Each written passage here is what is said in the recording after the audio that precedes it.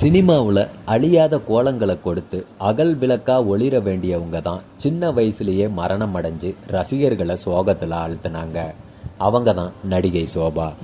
KP Menon Prema தம்பதியோட மகளா 1962 வருஷம் September 23 மகாலட்சுமியாக பிறந்தாங்க.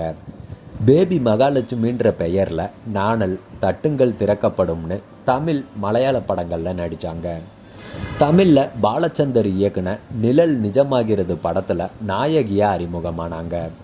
அதை தொடர்ந்து ஒரு வீடு ஒரு உலகம், ஏணிப்படிகள், அழியாத கோலங்கள், அகல் விளக்கு, முள்ளும் மலரும், மூடுபனி, பசின்னு பல படங்களில் நடித்து பிரபலமானாங்க. பசி படத்துக்காக இவங்களுக்கு தேசிய விருதும் கிடைச்சிது. இதை கொண்டாட நினச்ச பசியோட இயக்குனர் துரை பார்த்திங்கன்னா 1980 வருஷம் மே 1 சென்னையில் பாராட்டு விழா ஒன்று ஏற்பாடு செஞ்சுருந்தார். ஆனால் விழா நடக்க இருந்த அதே நாள் தான் இவங்க பார்த்திங்கன்னா 17 வயசுலேயே தற்கொலை செஞ்சுக்கிட்டாங்க. அவங்கள பாராட்டி போடுறதுக்காக வாங்கப்பட்ட மாலைகள்லாம் அவங்களோட உடலுக்கு பொருத்தப்பட்டுச்சு. பாலைவனச்சோலை படத்தில் மரணத்தை எதிர்பார்த்து காத்துட்ருக்க சுகாசினி பாட்டு பாடும்போது எனக்கொரு மணமாலை நீ வாங்க வேண்டும், அது எதற்கோ அப்படின்னு பாடியிருப்பாங்க. சோபாவோட மரணத்தை நினைக்கும் போதெல்லாம் இந்த பாடல் தான் நினைவுக்கு வருது.